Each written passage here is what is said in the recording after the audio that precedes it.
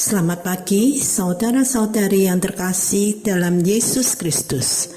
Selamat bertemu dalam sapaan dan renungan pagi GKI Salatiga. Hari ini, Selasa 16 Mei 2023, bersama saya, Shelly Gunawan. Untuk mengawali saran pagi ini, mari kita satu dalam doa. Tuhan, terima kasih atas hari ini yang telah Kau izinkan untuk kami lalui bersama, atas kesehatan, damai sejahtera dan sukacitamu yang telah Kau anugerahkan kepada kami. Kalau sebentar lagi kami akan mendengarkan firman-Mu, beri kami hikmat ya Bapa, sehingga kami bisa mengerti seperti yang Kau kehendaki. Dalam nama Tuhan Yesus, penebus dan juru selamat kami yang hidup, kami berdoa. Amin. Bacaan kita pagi ini diambil dari Matius pasal 19 ayat 14. Tetapi Yesus berkata, "Biarkanlah anak-anak itu, janganlah menghalang-halangi mereka datang kepadaku, sebab orang-orang seperti itulah yang empunya kerajaan surga." Saya dapat kiriman WA dari seorang teman dengan judul Obonato, belajar filosofi kehidupan tentang sebuah kebajikan dari orang-orang sederhana. Seorang antropolog mengajak anak-anak dari suku Afrika untuk memainkan satu permainan. Ia meletakkan sekeranjang buah di dekat pohon dan mengumumkan kepada anak-anak, "Larilah, siapa di antara kalian yang mencapai pohon itu lebih dahulu akan mendapatkan buah-buahan yang manis." Ketika ia memberi isyarat kepada anak-anak untuk memulai perlombaan, anak-anak itu malah bergandengan tangan erat dan berlari bersama. Lalu mereka semua duduk bersama dan menikmati buah yang lezat. Antropolog yang terheran-heran bertanya kepada anak-anak, "Mengapa mereka semua berlari bersama? Mengapa tidak berlari paling cepat sehingga bisa menikmati buah untuk dirinya sendiri?"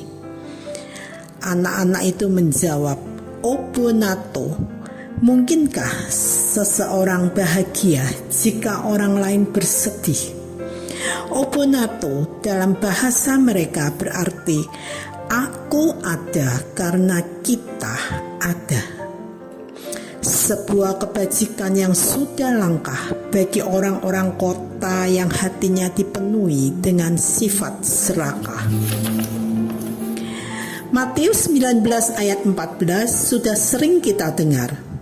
Tapi pernahkah kita merenungkan kenapa Tuhan Yesus malah menyuruh kita untuk seperti anak-anak? Pernahkah kita berpikir, kenapa anak-anak bisa melakukan hal-hal yang orang dewasa belum tentu bisa lakukan? Kalau kita bandingkan sifat orang dewasa dengan sifat anak-anak, yang pertama, cara berpikir anak-anak sederhana, tidak seperti kita. Apa-apa harus jelas tujuannya, untuk apa, dan kenapa kita harus melakukannya. Itu yang membuat kita sulit untuk berjalan di jalan Tuhan. Bukankah Yesus pernah berkata, "Berbahagialah orang yang tidak melihat namun percaya"? Yang kedua, anak-anak tidak punya rasa dendam atau iri hati.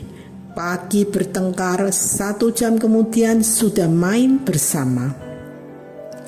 Yang ketiga, anak-anak mempunyai rasa empati yang tinggi. Seperti contoh tentang Obonato tadi. ada seorang ayah.